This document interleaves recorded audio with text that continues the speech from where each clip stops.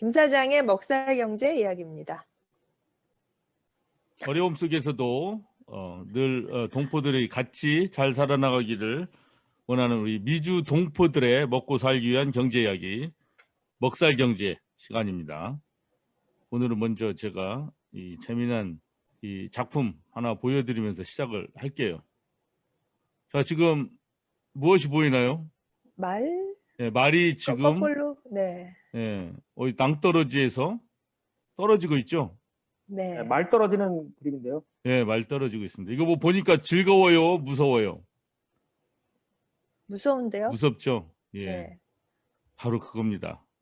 제가 지난 207화에서 1월 6일 날 그 Consolidated Appropriation Act가 12월 27일 날 대통령 서명에 따라서 이제 입법화가 되고 그 이후로 SBA Small Business Administration에서 가이던스를 이렇게 마련을 해야 된다. 절차와 양식. 근데 10일이나 지났다라는 그 말이 떨어지기가 무섭게, 조금 아까 보여줬죠? 그 말이 떨어지기가 무섭게. 자, 1월 8일 날 네. 이제 알았어요. 드디어 새 네. 절차 양식이 발표가 됐어요. 1월 8일 날 발표가 돼서 결국 그 페이첵 프로텍션 프로그램은 어제 그저께 1월 11일부터 접수 시작했습니다.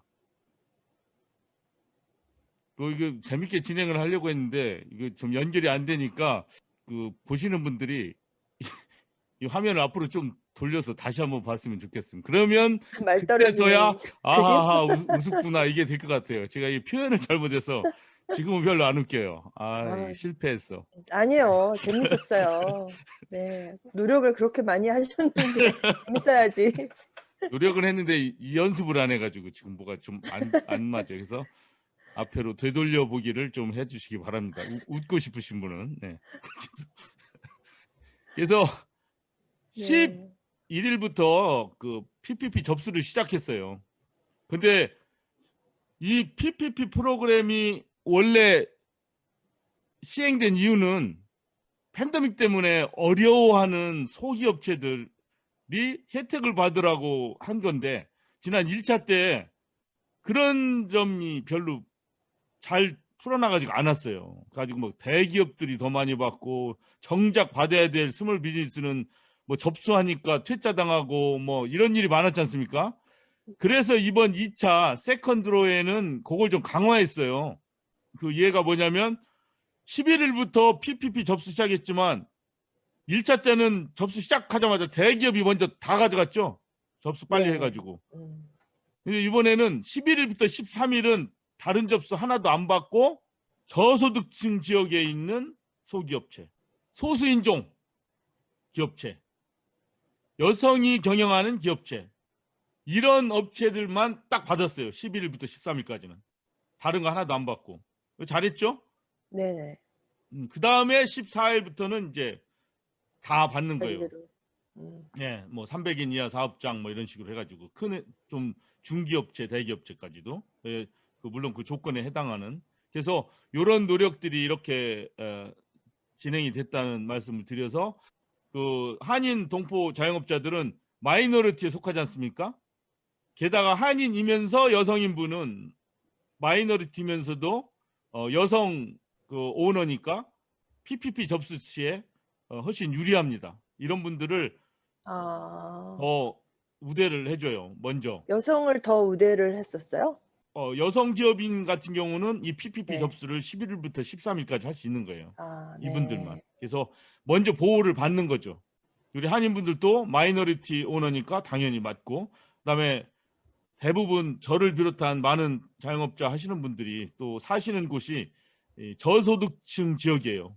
저소득층 지역에 비즈니스가 있으신 분들, 그런 비즈니스들이 이 PPP를 11일부터 13일까지 다 할 수 있어요. 오늘이 13일인데 물론 이제 오늘 제가 말씀을 전해드리지만 이제 내일도 계속 할 수가 있죠. 근데 오늘까지는 그런 업체들만 신청을 할 수가 있었습니다. 다른 업체들은 안 되고.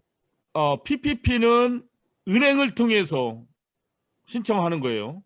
1차 때 받아보신 분은 알겠지만 그 렌더, 렌더가 있어야 돼요. 근데 이번에는 꼭 은행만이 아니라 은행을 비롯한 자기가 PPP 렌더가 되고 싶다 하는 그런 금융기관이나 뭐 업체들도 렌더로서 역할을 할 수 있습니다.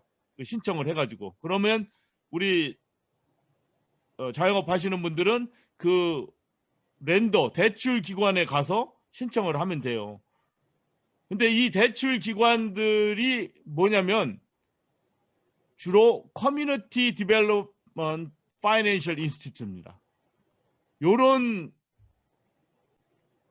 금융기관들은 뭐냐면 막 무슨 커뮤니티 크레딧 유니언 막 이런 것들이 있어요. 그러니까 이런 기관들은 뭐냐면 비영리는 아니에요. 영리를 추구하긴 하되 그 지역이 골고루 금융의 혜택을 받을 수 있도록 하는 약속을 한 그런 금융업체들이에요. 이게 그런 금융기관들이 많습니다. 다 무슨 크레딧 유니언 뭐 이런 것들 좀 있죠. 동네마다. 그런 은행들은 설립 당시부터 이러한 목적을 가지고 설립된 은행들이에요. 바로 이런 금융기관에게 대출을 할 수 있는 권한을 줍니다. 이 SBA에서. 그래서 우리 산인 자영업체 하시는 분들이 꼭 1차 때 이용했던 그 자기의 주 거래 은행에서 PPP를 신청할 필요는 없어요. 거기서 하지 않으면 이런 커뮤니티 파이낸셜 인스티튜션을 검색해서 찾아가지고 그 은행에 가서 야 너희들 PPP 2차 PPP 세컨드 드로우 PPP 랜딩 대출을 하느냐 해서 한다고 그러면 거기에 신청을 하시면 됩니다. 그래서 제가 몇 개 이렇게 찾아봤어요. 그 쉽죠. 구글에서 그렇게 찾으시면 됩니다. 크레딧 디벨롭먼트 파이낸셜 인스티튜션 해서 찾으면 예를 들어 이렇게 제가 몇 개 찾아놨는데 랄리 같은 경우 로컬 가버먼트 파이낸셜 크레딧 유니언 이게 뭐 3600 웨이크레스 로드 랄리 뭐 이런 데 있어요. 또 그린스보로의 피드먼트 비즈니스 캐피탈 PBC 이것도 바로 커뮤니티 파이낸셜 인스티튜션입니다. 커네티컷도 제가 박성진님을 생각하면서 하나 찾아놨습니다. 예, 캐피탈 포 체인지 C4C 10 알렉산더 드라이브 월링포드 커네티컷 이런 것들이 바로 커뮤니티 파이낸셜 인스티튜션이고 이런 것을 찾아서 문의해서 PPP 대출을 자기들이 한다 하면은 그 은행에 가서 신청을 하시면 됩니다. 폼 2483 SD, SD는 세컨드 드로우라는 뜻이에요. 이 양식을 작성해서 신청을 하면 됩니다.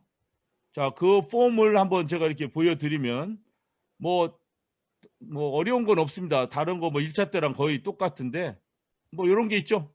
월 평균 임금 얼마 지급했나 곱하기 2.5배 하는 거.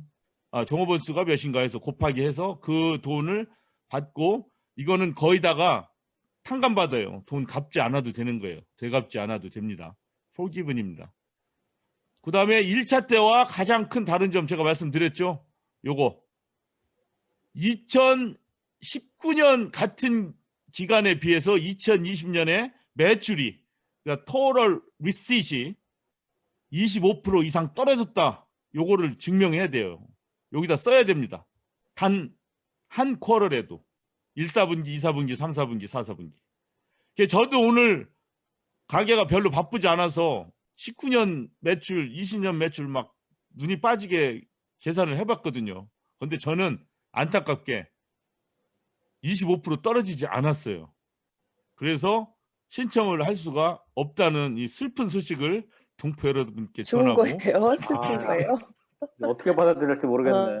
그래서 이거 너무 슬퍼만 할 필요는 없어요. 음. 함께 같이 사는 세상이 돼야죠.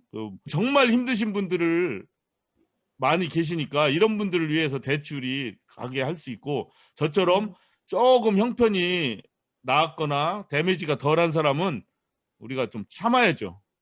그래서 손에 손잡고 같이 나가는 그런 우리 동포 자영업계가 되어야 하지 않나 이렇게 아주 입바른 소리를 한번 해봤습니다. 예. 이거 폼을 좀 쓰기가 어려운 분들도 계실 것 같아요. 저는 폼이라 그러면 되게 좀 굉장히 거부감 느껴지는데 이거 폼 쓰기 어려우신 분들은 김사님한테 좀 부탁하시면 분명 도와주실 거죠? 예, 근데 PPP는 어차피 대출 기관을 통해서 하는 그 대출입니다. 그래서 네.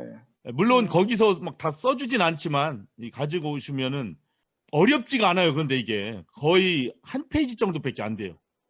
정말 쉬우니까 저도 물론 말씀을 드리겠지만 뭐 회계사 서비스를 부탁하시는 분은 회계사한테 가셔도 되고 뭐 그냥 뭐 유튜브 보셔도 돼요. 이거 해두는 거 많아요. 정말 1차 때만 해도 이 PPP, EIDL 얘기하는 사람 거의 없었어요.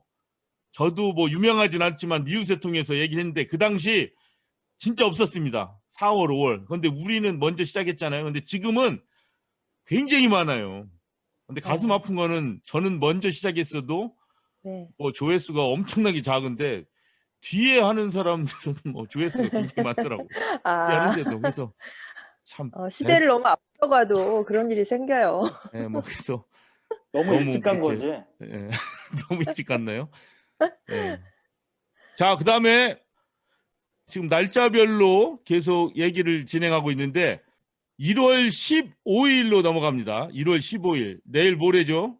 왜 이날을 기억해야 하냐면 직접 지급하는 거 있죠. 대부분의 분들은 지금 은행 구자로 600불, 1200불씩 다 이미 지급이 됐어요. 확인 많이 하셨죠? 근데 아직도 못 받으신 분들은 이 IRS에서 1월 15일까지만 보내고 안 보내요. 그러니까 이때 보내면 우편으로 도착하면 한 일주일 걸리겠죠. 그럼 적어도 21일 정도까지는 받아야 됩니다. 이 종이로 된 책을. 하여튼 디렉트 디파짓이든 데비카드든 종이로 된 책을 우편으로 받든 21일 정도까지는 받아야 돼요. 왜냐하면 1월 15일 날까지만 보내는 걸로 법으로 정해져 있어요. 왜냐하면 기억해야겠네요. 예, 이번 주 기억해야 돼요. 금요일. 그래서 그때 또 못 받으신 분은 두 가지 할 수가 있습니다.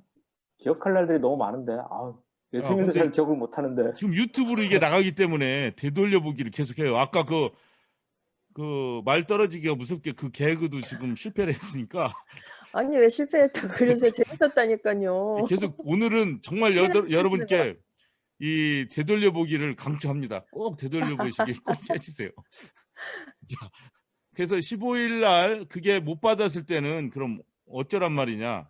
두 가지를 하시면 됩니다. 첫 번째는 지난 207화에 제가 말씀드렸죠. IRS의 웹사이트에 가서 Get My Payment라는 곳. 지금 이제는 열렸어요. 근데 지난주에 그랬죠. 이게 아직 안 열렸다고.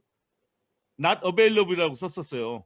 그때는. 근데 이제는 지금 가시면 Get My Payment가 있어요. 여기에 소셜 시큐리티 넘버 이런 거 정보 입력하면 받을 수가 있습니다. 그래도 못 받을 경우는 어떻게 하느냐? 이제 곧 2020년 세금 보고를 막 할 거 아닙니까, 이제? 거기에 받아야 될 돈을 못 받았을 경우 집어넣는 항목이 있어요, 거기에. 거기에다가 1200불 받아야 되는데 못 받았잖아요. 그러면 거기에다가 크레딧으로 집어넣으면 됩니다. 그러면 돈을 못 받아도 세금을 덜 내게 되니까 똑같은 효과를 얻을 수가 있습니다. 자, 두 가지 말씀드렸어요. IRS의 웹에 Get My Payment에 정보 입력해서 받는 방법.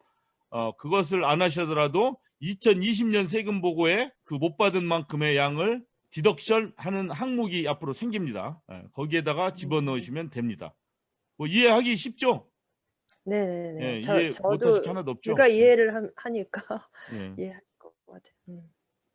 뭐 여기다가는 제가 뭐라고 멘트를 하기가 좀 그래요. 박사님이 그렇게 얘기했을 때는 뭐 그럼요라고 얘기하면 또 박사님이 서운해할 거고 아니에요 양날의 이러면 클라리 또 같은 거죠. 그런 게. 선생님, 이렇게 그 미국의 이런 구제금융 같은 긴급금융 같은 돈이 막 풀어지잖아요. 예. 사람들이 돈을 많이 이제 긴급 자금 같은 걸 받게 되면 달러가 늘어나는 거잖아요. 그렇죠. 그러면 당연히 인플레이션 같은 것들이 뒤따라올 거라고 생각이 되는데 지금 달러 값도 지금 굉장히 많이 떨어졌거든요. 그러면 지난주에 그 지인들과 이렇게 저녁을 먹으면서 몇 분이 그런 얘기를 해요. 뭐 물건 또 부동산 여러 가지 것들이 가격이 오른다. 그래서 저도 뭐 짧은 견해긴 하지만 제 의견을 말씀드렸죠. 당연히 돈이 1차 때 3조 가까이 풀리고 지금 뭐 0.9 트릴리온 이렇게 달러가 풀렸지 않습니까? 이렇게 사상 초유의 액수가 풀렸으니 지금 세바스찬님이 언급하신 대로 당연히 화폐 가치가 떨어지겠죠. 통화량 무지하게 늘어나고 그러니까 물건의 값들이 올라가는 것을 예상할 수가 있고 당분간은 계속 오를 것이다. 그래서 여러분들이 정말 필요한 물건이 가격이 오른다고 해서 멈칫할 게 아니라 이런 거를 감안하면 아마 지금 꼭 필요하신 것들은 사놓는 것도 괜찮다. 제가 말씀을 드렸어요. 왜? 더 오를 것이다. 지금 게다가 우리 같이 이제 소매업을 할 경우에는 도매 물건들 가격이 조금씩 올라가요. 그래도 사야 돼요. 게다가 코비드 19 때문에 어떤 품목은 생산량이 줄어요. 코비드 때문에 공장 가동이 안 되니까 생산품이 줄어들거나 또는 유통을 해야 되는데 뭐 유통회사가 코비드 때문에 뭐 인력의 반밖에 뭐 가동을 못해. 그래서 제대로 물건이 안 와. 이런 여러 가지 현상 때문에 물건은 적고 통화량은 많아지고 이런 현상들이 당분간 지속되지 않을까 생각되죠. 그래서 지금 뭔가 꼭 필요하신 거를 사야 된다면은 약간 가격이 올라도 사는 것도 괜찮다. 물론 이 법칙이 뭐 다 적용되는 건 아니겠죠. 다 다르긴 할 텐데 그런 기본적인 감각은 갖고 있어야 되지 않나 이렇게 생각합니다. 자, 그러면 1월 15일 날이 바로 IRS에서 직접 지급, 디렉트 페이먼트 보내는 마지막 날이라고 얘기했는데 그럼 1월 17일 날은 왜 우리가 기억을 해야 되냐? EIDL, Economy Injury Disaster Loan 그랜트가 재개됩니다. 1월 17일 날. 이 그랜트는 어드밴스란 말과 똑같아요. 이거는 되갚지 않아도 되는 겁니다. 그래서 이거는 10,000불까지 수령 가능하거든요. 자, 이 EIDL 그랜트를 신청할 수 있는 조건은 이렇게 5가지가 있습니다. 첫째, 2020년 1월 31일 이전에 영업 중이었던 업체, 300명 이하 사업장, 저소득층 거주 지역에 있어야 돼요. 비즈니스가. 그렇다면 자신의 비즈니스가 저소득층 지역에 속하는지 안 하는지 어떻게 구별하느냐?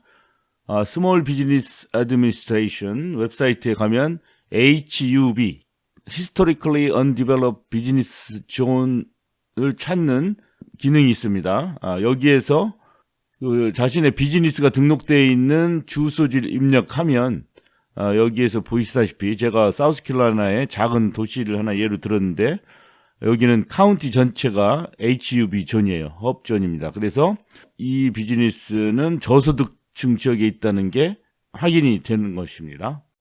자, 2020년 3월부터 12월 사이 어느 8주간이라도, 그러니까 8주간이면 2달이죠. 전년 대비 30% 이상 매출 감소를 증명할 수 있어야 됩니다. 예를 들어 2019년 5월, 6월 매출을 더해보니까 2020년 5월, 6월 매출보다 훨씬 많아. 그러면 계산을 해봐서 이게 30% 이상 된다면 신청을 할 수 있습니다.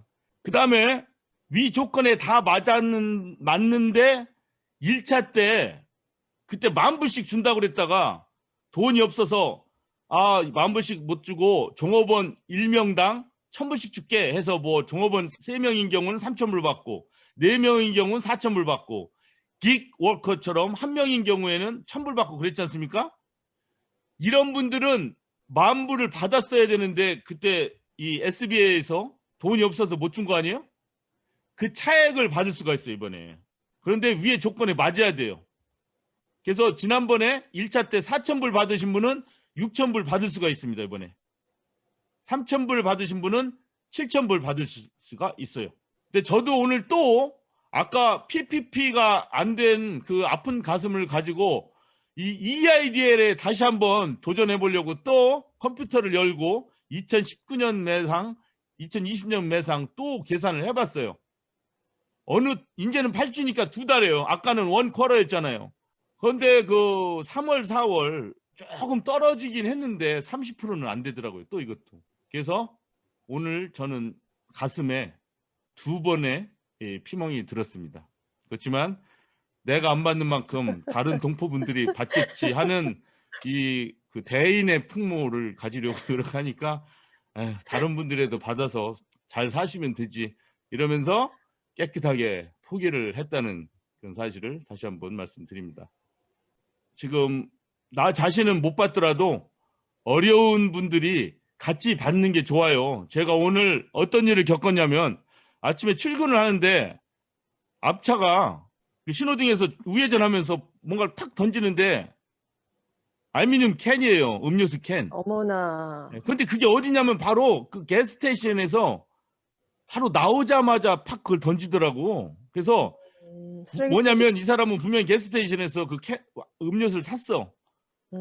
그러니까 보니까 안에 빈 캔이 있으니까 그 탁 집어 던지는 거예요, 그냥. 그러면 이 사람이 조금만 생각하면 그 빈 캔을 그 쓰레기통에 버리고 컨비니언스 스토어에서 사가지고 마시고 이러면 되는 건데, 참 그 잠깐 0.5초 사이에 그걸 보면서 야, 참 무심하다. 그리고 잔디밭 때 그 가스스테이션 그 프로퍼티도 아니고 어느 가정집 프로퍼티도 아닌 애매모호한 곳에 그냥 탁 버리더라고요. 그래서 이런 마음들이 이 사회에 퍼져버리면 아유, 나 귀찮아, 난 싫어. 근데 이 사람이 그냥 괜히 그런 건 아닐 거예요. 뭔가 뭐 교육을 잘못 받았는지 이 사회가 싫고 나는 이 사회에서 뭐 자존심이 없는 거 아닙니까? 이런 사람들은 난 잘해야지, 이 지구를 좀 깨끗하게 가꿔야지. 아까 얘기한 대로 따뜻한 사람이 되거라, 햇볕 같은 사람이 되자, 이런 마음들이 하나도 없는 거잖아요. 네. 근데 사회가 경쟁 시대가 되면 이런 사람들은 있을 수밖에 없는 거예요.